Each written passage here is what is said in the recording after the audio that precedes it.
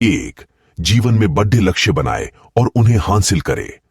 पहली जो सबसे बड़ी सीख हमें हनुमान जी के जिंदगी से मिलती है वो ये है कि बड़े लक्ष्य बनाओ और उसे हासिल करके दिखाओ। आप सभी याद कीजिए कि जब आप सब छोटे थे और कोई भी व्यक्ति आपसे प्रश्न पूछता था कि आपको अपने जीवन में क्या बनना है, तो आप उसे कहते थे कि मुझे पायलट बनना है, इंजीनियर बनना है, डॉक्टर बनना है या फिर कलेक्टर बनना है। लेकिन अब अपने आप से प्रश्न कीजिए कि क्या आप आज वो है जो आप बनना चाहते थे? बिल्कुल नहीं है। हनुमान जी के जीवन से हम ये सीख सकते हैं कि जीवन में हमेशा बड़ा लक्ष्य बनाओ और उस लक्ष्य को हासिल करके भी दिखाओ।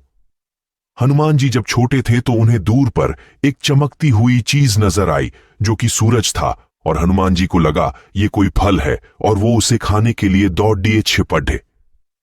इंद्र जी ने उन्हें रोकने की बहुत कोशिश की, लेकिन वो नहीं रुके और उसे अपने मुंह में ले लिए।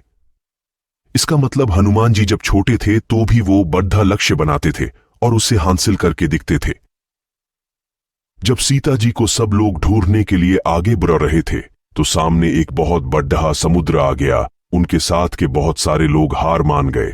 बहुत सारे लोग तो ये भी कहने लगे कि अब हमें सीता जी नहीं मिलेंगी, हमें वापस चल देना चाहिए। लेकिन उस समय भी हनुमान जी ने हार नहीं मानी। उन्होंने उस समुद्र को भी पार किया और सीता जी को ढूंढ निकाला। जब लक्ष्मण जी मूर्छित हुए थे तब भी यही हुआ था। वैद्य ने कहा था कि संजीवनी बूटी से ही लक्ष्मण जी ठीक हो सकते हैं, लेकिन साथ ही साथ ये भी कहा था कि संजीवनी बूटी मिल पाना असंभव है क्योंकि वह हिमालय पर है और सिर्फ एक रात में उस जड़ी बूटी को लाना असंभव है। उस वक्त सिर्फ हनुमान जी ही थे जिसने असंभव दिखने वाले काम को संभव करके दिखाया था।